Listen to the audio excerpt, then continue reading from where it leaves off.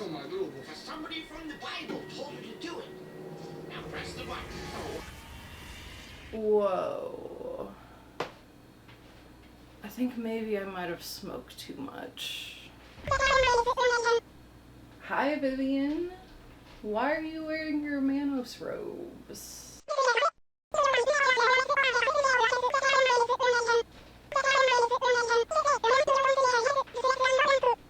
Alright. Sure.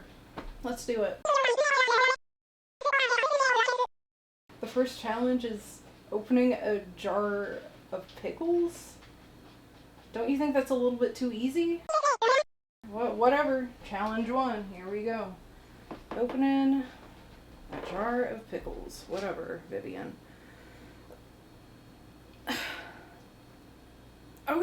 Okay. You know what? It's on there a little bit tight.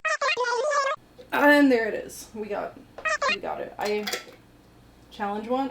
Do you want this open? There. Challenge 1 done.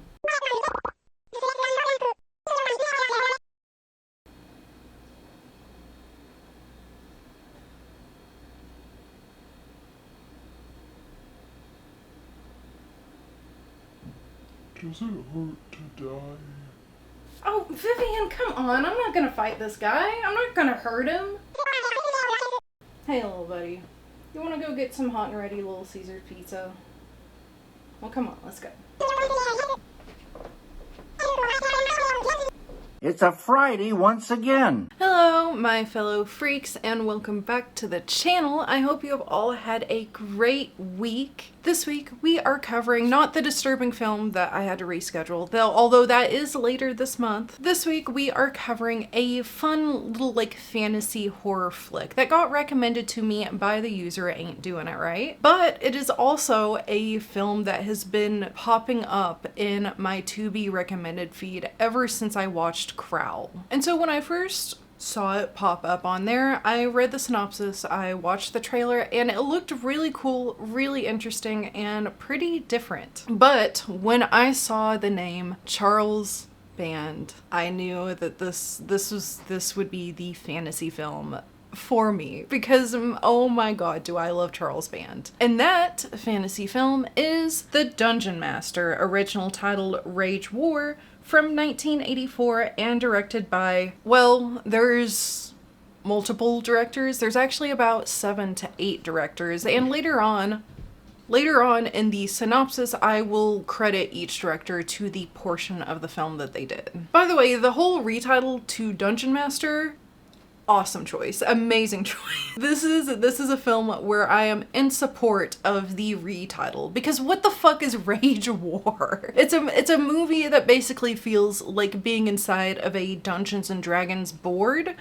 So Dungeon Master makes a lot of sense. What the fuck is Rage War compared to anything that is happening in this film? Why is that the original title? Please rename it to Dungeon Master. It's a lot better. It fits the tone better. It makes more sense to what's happening in the narrative. What the fuck is Rage War? Thank you for retitling it. In this film, I thought, oh my god, I thought it was a really awesome, really cool, nerdy as hell type of a narrative. Although I noticed that it has a lot of negative reviews for it, or lower scores. And while I actually ended up really enjoying this, I will be going over some of the cons that some audiences may find about The Dungeon Master. I think it does have some stuff in it that not every audience is going to like. But will all of the cool, badass stuff, things, whatever, that this film has going for it sway my opinion of how I feel about The Dungeon Master? Well, perhaps. But first, if you are new here, hi, my name is STARGUTZZZ. If you hear any running or crashing going on in the background, those are my cats. Also, my movie reviews tend to be more of a discussion of elements that I think are good or bad about a piece, rather than giving you this whole play-by-play of every single thing that happens in it. So in other words, I try to refrain from spoilers as much as possible, but they will arise as they pertain to the discussion I'd like to have with the piece. If you would like to watch The Dungeon Master before or after this review, you can do so on our good, very best friend Tubi TV. I'll provide a link in the description so it is that much easier for you to go out and watch this film. It is not a sponsored link. We are not yet sponsored by Tubi. Last week I discovered Jacksepticeye videos are on Tubi randomly. So I don't, maybe one day we'll randomly get STARGUTZZZ movie reviews on Tubi or something like that. Is that the goal? I don't know. I just want to be sponsored. But yeah, movie link in the description if you would like to watch this. And with all of those pleasantries out of the way, let's just jump right into this discussion of The Dungeonmaster. Paul Bradford is a computer geek with hyperintelligence when it comes to all things technology. However, this obsession with technology, or more specifically his computer Cal, begins to form a tear in his personal relationship. But it also attracts the attention of a powerful demonic wizard known as Mestema, who has been searching centuries for a worthy opponent. In a battle between ancient magic and modern technology, Paul and his computer Cal are put to the test of 7 challenges in order to win the freedom and heart of his girlfriend Gwen. With both incredible in-depth set designs and perfect fantasy characters, The Dungeonmaster feels like a game of Dungeons & Dragons brought to life. However, what makes this film unique from others with the same vibe is that The Dungeonmaster is a collaborative effort amongst 7 to 8 directors, with each director being in charge of a challenge our hero Paul faces. And of these challenges, we have Ice Gallery, directed by Rosemarie Turco, Demons of the Dead, directed by John Buechler, Heavy Metal, directed by our beloved Charles Band, Stone Canyon Giant, directed by David Allen, Slasher, directed by Steve Ford, Cave Beast, directed by Peter Manguian, and finally Desert Pursuit, directed by Ted Nicolau. And the reason why I kind of keep saying 7 to 8 directors is because Michael Karp is credited for directing some of the additional scenes outside of the challenges. And I think overall this was like Charles Band's creation or idea, like the overall story narrative. And then it was just like, God, I love the collaborative effort of this film. I think it's so cool. I'm absolutely obsessed with the fact of like these filmmakers coming together to all work on one cool fantasy project together, and also how it gets executed. I'm obsessed. It's so perfect, but this is something that I'm gonna have to rave about a little bit later. Let me first warn you that this film does in fact, it begins as abruptly as it ends, or it ends as abruptly as it begins. Whichever, it begins and ends abruptly, very abruptly. In fact, the very beginning of it goes directly into a cold open of Paul chasing a dream girl. When you look at the it's not even Gwen. He's not even chasing his girlfriend Gwen. He's chasing like a random dream girl, and it is a cold open. If you don't know what a cold open is, it's basically an opening scene that has absolutely nothing to do with the whole rest of the movie or TV show. TV shows also have cold opens, but it's an opening scene. It has nothing to do with the entire rest of the narrative, but the purpose of it is to help set the tone or the mood of the piece. And I don't really know how I feel about the cold open in Dungeonmaster. I'm gonna be honest. I think cold opens in general are pretty hit or miss. And I think the reason is because for a lot of audiences, they see it and then they're just like, what was that random bullshit that had nothing to do with anything in the beginning? You know what I mean? So on one hand, for the Dungeonmaster, on one hand, I don't like it, but on the other hand, I do feel like it does do a good job of setting the tone for the rest of the film. So, I mean, it does its purpose. I don't know. Cold opens are just hit or miss in general, I think. Like, it's hard for me. I can't even think of an example of a cold open that I've liked. But, like, it does do a very good job of setting the tone of it being, like, a fantasy adventure. Honestly, because of this cold open and just a few other factors in the very beginning, I found the narrative to be a little bit confusing at first, although it does improve as the film progresses. And I also found myself enjoying it more and more as the film progressed, and by the second watch, I mean, I just loved it. But on that first watch, for example, I thought Mestema was part of the computer for the longest time. Like, I thought Mestema was part of the computer, and it was like a sentient computer game or something. I don't know what I thought, and I don't know why I thought that. Also, I will admit, a few of these scene transitions can be a little bit jarring, but I think the jarringness, again, it only happens in the beginning. The beginning is like just a touch rocky. However, if you like fantasy films and if you're like me where you were a little bit confused at the very beginning and didn't really catch on to what was happening on your first watch, I think there's a lot of benefit that can happen from watching this more than once. Because as I said, on my second watch, I enjoyed it more, I understood it more, I caught some of the little narrative things a little better. So if you're not sure, if you go and decide to watch this and you're not sure how you feel about it on your first watch, I do recommend watching it a second time, because I think that second time like really solidifies the narrative. Although, you know, this might not be the case for some. I think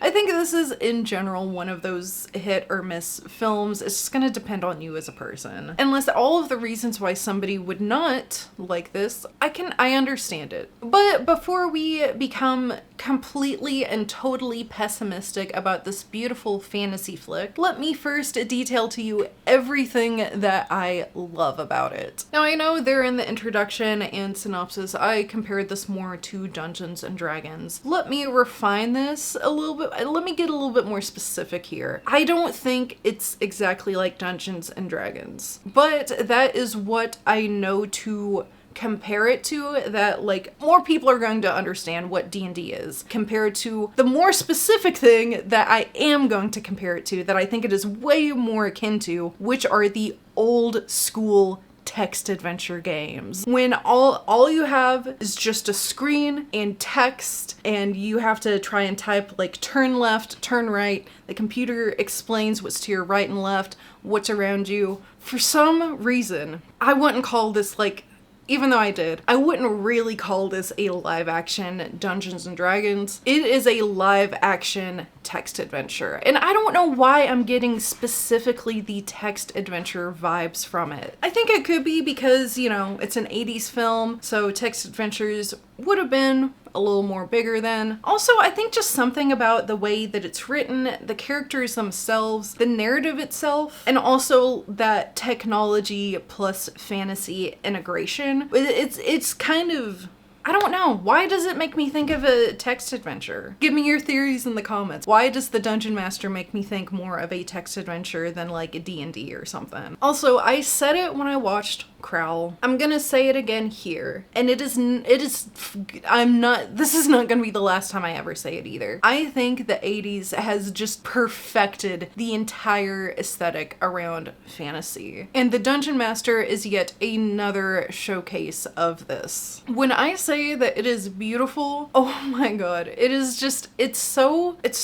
detailed. There was a lot of thought and work that happened behind this. I think the set designs themselves and how detailed they are especially a big highlight of the beauty behind this film. And especially because it's not like The Dungeon Master was a huge production. It's not like there was a huge budget. But with what budget they had, they went full balls to the wall, dude. These sets are so detailed, and a lot of them feel huge despite being a very small and enclosed space. Now, obviously, aside from the challenges that obviously are taking place outside and not on a set, but all of these smaller ones where you can tell it was constructed, even though it's like a small set, they feel huge and they feel like they're all a part of another world. And to go along with the super detailed and otherworldly sets that the Dungeon Master has, it also has just about any type of special effect, practical effect, whatever, just about any kind of effect that you can think of. The Dungeon Master has it. Lasers, electricity, fire, prosthetics, makeup, 2D animation, stop motion animation,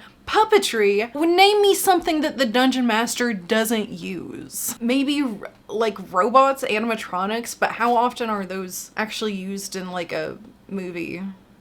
Don't say Five Nights at Freddy's. Now, you guys know I'm a huge stop motion nerd. I am a huge stop motion nerd. But the stop motion in this, it only really appears once, I think, that I am aware of, which is with the Stone Canyon Giant. And I do love the stop motion. How can I not love stop motion, right? But I think my favorite moments, my favorite special effects that are used within this are the puppets and the special effects makeup. I'm sorry, stop motion. We get like a few, maybe, I'm trying to think, maybe 2 or 3 demonic puppets that are used in this, and while we don't get to see them for long, I don't care. I love their designs. They're so cool, and puppets. And as I said, I also like the special effects makeup that's used here, although again, that I can think of, I think it's only once. We get to see some gorgeously gnarly like zombie makeup happening, but unfortunately it is in what is, in my opinion, the weakest of all of the challenges. Like, yeah, we have some really cool zombies that are reminiscent of the movie Zombie by, who was it directed by? It was one of the Italian guys. But it looks like zombies out of that. And it sucks that they kind of do nothing in this challenge. They just get to look cool. The whole challenge is kind of weak. I'll talk about it more later. Well, it's weak except for Spit Rat. Whatever.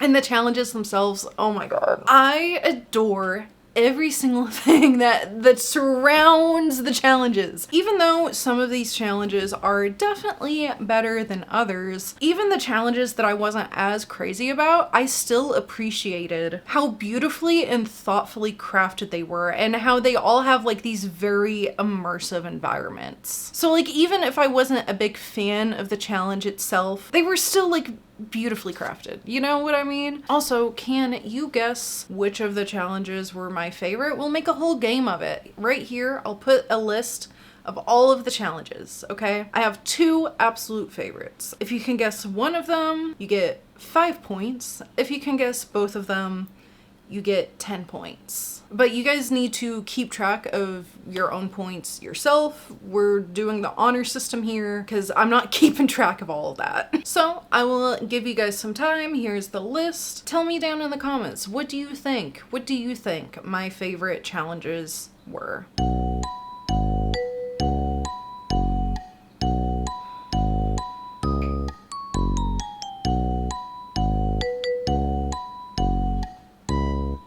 Do you have enough time? The answers were Slasher and Desert Pursuit. Duh, I'm in love with the challenges that have to do with a literal slasher and the one that's just Mad Max. Dude, as much as I reference how much I love Mad Max, I need to do like a Mad Max video. I think the slasher challenge, obviously I like it because, oh, it's a slasher, STARGUTZZZ. Of course you like the one about a slasher. I don't like it just because it's a slasher, okay? I think it's great because it's a challenge that's a little bit longer than all the other ones. Plus, it's a challenge that actually seems challenging, because in this one, Paul is within a big city. I think it's the city that he lives in anyway, which I don't know. It kind of looks like Chicago to me. I don't know. But he's in a big city and he has to find and save Gwen an hour before she's supposed to get murdered by a slasher. And out of all, I think even just out of all of the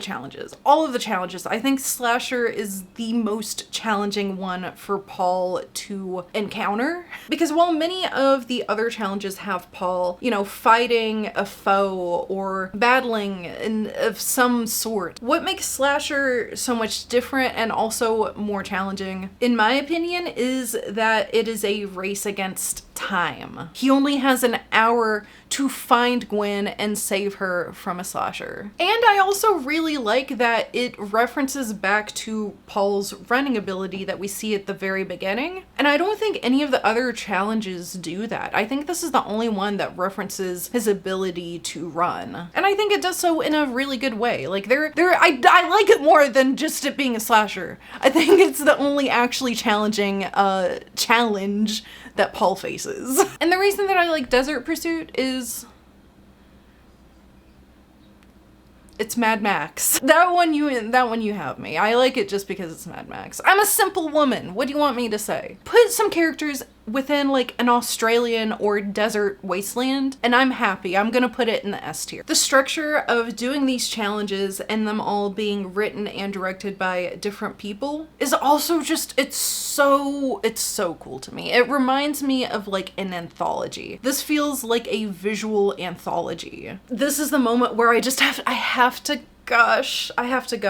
I love that this film was a collaborative, creative effort amongst several filmmakers. The movie could have been complete ass, and I still would have been obsessed with it over the fact that a group of filmmakers came together and worked together on this project. Oh, it's so cute. It's so sweet. It's so fun. And it's like building this community of filmmakers all coming together to make one film. I'm obsessed. I'm so obsessed with it. It's so sweet. It's so cute. I love it so much. Of course, I was excited about this film because Charles Band is involved, but I thought that everyone involved actually brought something really cool and creative and unique to the table with this film. Like, I told you, my two favorite ones are Slasher and Desert Pursuit. So as much as I love Charles Band and I did like his segment, his isn't even one of my favorite ones. I think this whole collaboration with each director covering a certain challenge that Paul has to face it's such, not only is it creative and unique and different, but it's clever. I think it is a very clever way for the narrative in total to still have like something cohesive happening, but within these challenges, each of the directors still has the freedom and creativity to do whatever they want, pretty much. So while everyone gets to do their own thing, it's still being put together into something cohesive, like a big cohesive narrative, but everyone gets to do their... I love it. I love it so much. I adore everything surrounding the fact that this is a group joint effort. I think it is so awesome. I wish we could see like more directors doing stuff like this. I'm sure, I think, isn't the VHS series kind of like this, where it's like, not specifically this, but it's like anthology style stories. What makes this special is that all of the stories are linked to one big overarching story. I think that also separates it from some other like multi-director films that are out there. Does anybody have suggestions for other films that are like this, where it's multi-director, but it's all covering one big cohesive narrative? I would love to know, because I'm obsessed with that. And like I said, I think the VHS series is anthology, but each of the films don't really have anything to do with one another. Correct me if I'm wrong, because I think I've only seen one of the VHS films. Yes, it was the one with like the vampire bunnies. Although I personally found a lot of enjoyment and excitement and love for The Dungeon Master, it has a lot of low ratings. And I think I can understand why. Just for reference, its average score on IMDb is 4.6 out of 10, and according to some of the reviews, it actually used to be lower than that, like 2 out of 10. And on Letterboxd, it has a 2.7 out of 5. I hate saying Letterboxd, by the way, because it just sounds like I'm saying litter box. How do I make you guys know that I'm not saying litter box? I don't know. It sounds the same either way that I say it. Help me. But by the way, I did finally buckle down and I got a Letterboxd account. Can't promise you how active I'll be on there, but it's there. I'm digressing. I think this film has a lot that's happening in it, and that entire first half, I do admit, is confusing, especially on a first watch. And I think the reason why it's so confusing, I mean, it's not only because there's a lot being thrown at you at once, but it's also very fast-paced. The beginning of it is very fast-paced, and I don't know why. Because later on, I do feel like the narrative starts to slow down more, and it's easier to understand what's happening then. But here, in the beginning, in the first half, it is so fast-paced that it is super easy to miss very key narrative details. Like, for example, that I already mentioned, almost my entire first watch, I did not get that Mestema was not a part of the computer. I thought he was part of the computer. For forever, I thought he was part of the computer, that they were inside of the computer. And again, I think I just thought this because all we had known beforehand is Paul's computer, Cal. So, like, if a bunch of electricity is around them and they're being transported somewhere else, why would I not think that they're being transported into the computer, because that's the only other like foreign thing that we know at the time. Does that make sense? Do you know what I'm saying? But on my second watch, in that beginning portion, I did catch like the small sentence that happens where Mestema is kind of explaining that he's more of a supernatural force and that he doesn't have anything to do with technology. Uses a magic I have never encountered. For 1,000 years, I have scoured the earth and the ages. But now, there is you. You and your machines. The new magic. But on that first watch, man, I think I went through almost the entire thing thinking that he was like part of Cal somehow or something. Like maybe he was a computer game that gained sentience or like a computer virus, or I don't know. I don't know why I thought he had anything to do with the computer that first watch, but I did. I spent a long ass time trying to figure out who Mestema was. Where did Mestema come from? How is Mestema here? Why did I already say why is he here? Where did he come from? Where did he go? But no, it turns out he's just supernatural. He's just a wizard. He doesn't have anything to do with the technology stuff. He has seen how intelligent, I suppose, that Paul is with his computer and technology and sees that as a source of magic. And so it's like ancient magic versus technology, which I already explained. But it took me way too long to understand that. So I can understand other people, maybe even I think it's possible people could watch this more than once and still not completely understand that. Again, just because of how fast-paced the beginning is. But as I said, it does start to slow down and take its time the longer that it goes on. So that is really good. Also, speaking of things that were too quickly paced, as I mentioned, some of Paul's challenges are better than others. I would say the first couple, or maybe the first handful of challenges that Paul faces, I can see many audiences getting frustrated because he's solving the challenges too quickly or too easily. Norman, quit fucking with boxes. Quit. If you hear like boxes in the background, that's Norman. As I stated, I do have a least favorite one. And even though it's my least favorite, there's still a lot of visual stuff that I like about this one. But my least favorite one, I think, has to be Demons of the Dead. And that sucks because it has a really good set. It has the really cool special effects zombies and it has rat spit. However, the challenge itself is just so lame. So like Paul doesn't do anything here. He really doesn't. And how this challenge is solved, it kind of just boils down to playground rules. It felt like watching two children talk to each other and like one up each other and make up their own rules to win. That creature was not my destiny. That thing was only a culmination of future possibilities. In a future reality, I shall destroy you. I reject your reality and I substitute my own. It just, it feels so childish. It feels like way too much of an easy out. I thought it was such bullshit. A lot of the visual stuff of this challenge I love, but the challenge itself is bullshit and it's lame. It feels like watching a kid say like, oh, well, your like lightning bolt doesn't affect me because I'm actually made of lightning. So it actually makes me stronger. You know, like that's how that challenge felt. Oh no, I'm not going to die because I have changed my fate because I said so. And so like the first couple or the first handful, it just kind of feels very quick, very easily solved. So like I can understand people beginning to watch this and seeing those first few challenges and thinking like, what the fuck is this? I'm just gonna turn it off. I understand the perspective. But as I said, it does improve as the challenges go on. Some of the later challenges do actually feel like challenges and they aren't so quick for Paul to finish. In fact, I think the final three are all of the best ones in my opinion. Even though I have so many questions about Cave Beast. Why was Paul so freaked out to enter the cave in the first place? No. No way, Mestema. You can forget it. Paul? I'm gonna regret this.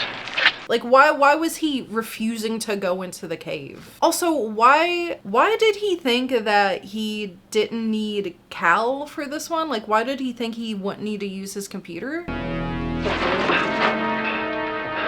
So this is the challenge, huh? I don't even need the computer for this.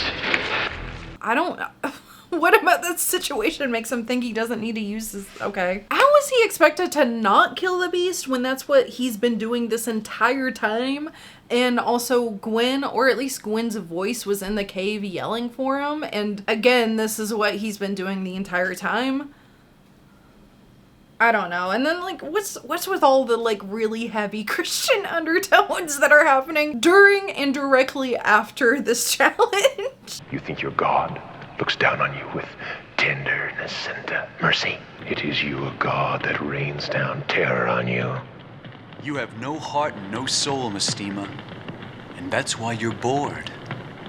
That's why your immortality is hell. I have the cave beast has left me with so many questions. Why it stands out. It's so much different than all of the other ones. It felt like it came out of nowhere, but maybe it didn't, but it felt like it did.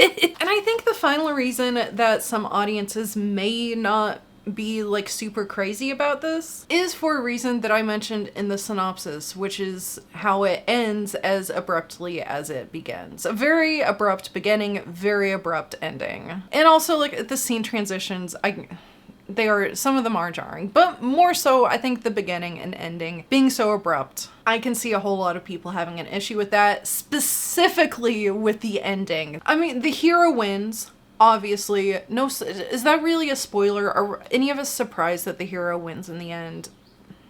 It's like the hero wins and then you blink and the credits are rolling. And this is something that I think would normally bother me when I'm doing one of these reviews or watching a film. However, because it has that anthology style narrative, I don't have any problem with it with this one. I think it makes a lot of sense. I mean, what the hell are they even, what additional content are they going to put at the very end that's necessary? Something about it being this anthology style narrative, I think it also just makes more sense to me that it's beginning and ending so abrupt, because it's done all it can do. Like what else is there to say? This is something that would with a normal narrative would probably bother me, but because of the way that this is made, I think it makes sense and it's forgiven. But that doesn't mean that everyone is going to see it that way. I can see a whole lot of people having some kind of gripe about the abruptness of the beginning and ending of this film. But personally, I am strangely not bothered by it. I think because this whole film feels like an anthology to me. They still wrap it up at the end pretty much. It's just, it ends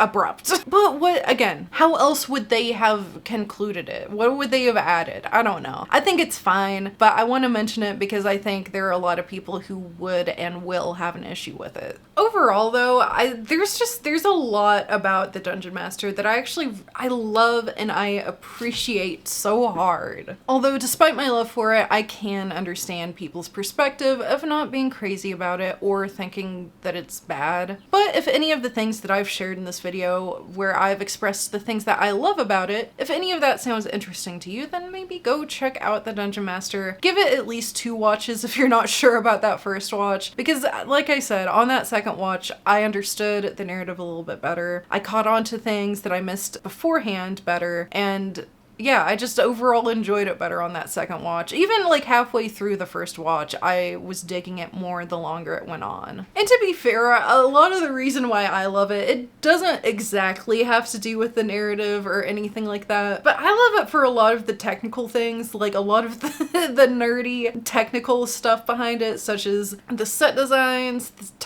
all of the multiple types of special effects that it uses, and also just the fact that this was a collaborative film, that this was a collaborative effort amongst filmmakers, and how each of them are able to do their own special thing while still maintaining like a cohesive overarching narrative amongst everyone's work. I love that so much. I'm so in love with that. And as I said, the film itself is just beautiful. I love the set designs for this. Even in the challenges where I'm not as crazy about them as others, I love the aesthetic look of this film. And oh my god, I spent all this time talking about all the things that I love about it in the perspectives of people who might not like it, and I didn't even get into any of the goofy stuff. Like, first of all, within Stone Canyon Giant, there's a moment where Paul's chasing some people and they have his computer, and within this chase sequence, it doesn't happen once, it happens twice, where one moment he is running and he doesn't have it because they stole it, and then in the next moment he's running and he does have it. It happens twice. It's beautiful. Love it. Perfect B-movie shot. Also, I didn't even take any time to make fun of the fact that Mestema is like a fucking middle-aged Dracula. So you guys should be proud of me for that. But yeah, overall, I don't think it's gonna be for everybody, but it's definitely for me. And if you trust my opinion on here and have trusted it in the past, trust me on this one. Even if you aren't crazy about it the first watch, I think it's very deserving of a second watch. And as I said, the second watch, I enjoyed it way more. So what tier shall I be putting The Dungeon Master? Well, I mean, I think it's a pretty fair B tier. Like, it's a B movie, B tier. It's not that bad. I think a lot of the negative reviews are just the audience members who, like I described, it's not gonna be for everyone, and I can see the perspectives behind why some people are not digging it. But this is my channel. This is my channel. So I'm sharing my opinion, which is that I loved it, and I loved how creative and unique and different it is, and I am obsessed with the fact that a group of directors came together, made this film. It was a fun collaborative effort where we get like a little bit of everything within this like overarching and the narrative itself. I think I do just like the narrative itself. Have I said something negative about the narrative? I feel like I did, but I'm changing my mind right now in this moment. The whole concept of like ancient magic versus technology. And I didn't even mention this. I love that all of this that Paul is doing, not only is it for like the challenges for Mestema, but as he's doing them, he is proving his love to Gwen, that he loves her more than his computer. And that is just so sweet. I think it's kind of romantic. I don't know. But with that, we are done with yet another movie review. Thank you guys so much if you stuck around all the way until the very end. And also thank you again to user Ain't Doing It Right for this recommendation. I really enjoyed it. Thank you.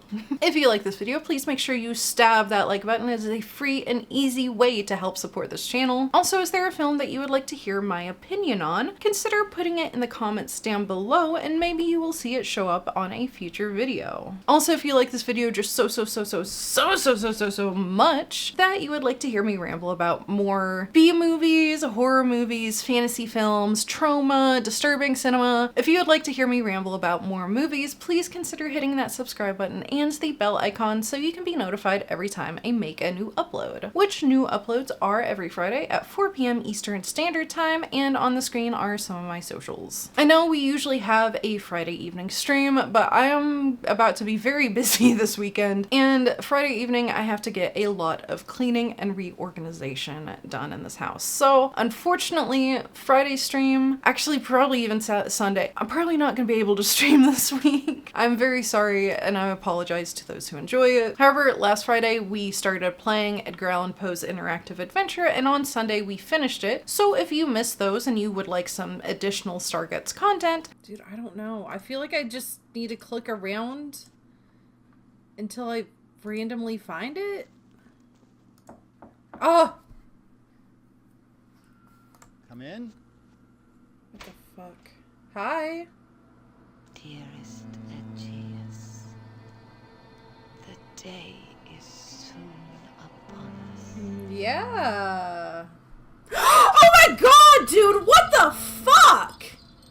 What the fuck? I don't want to play this. Right here is the live channel. It is also linked in the description, so you can go out and watch those if you would like. And now just one final thank you so much to everyone who has stayed until the very end. Our time here is precious, and the fact that you have used your time to sit here and listen to me absolutely gush and rave about this horror fantasy film that features Charles Band, just thank you. I appreciate you. I appreciate your time and the time that you have spent to watch this video. It means a whole lot to me. Since I will not be able to see you in any live streams this weekend, I will see you in the next video. But until then, please have a great night and stay safe out there. Paul, what if this thing is real and we can't get out of here? Hey, look, I'm Paul Bradford from Zyrex.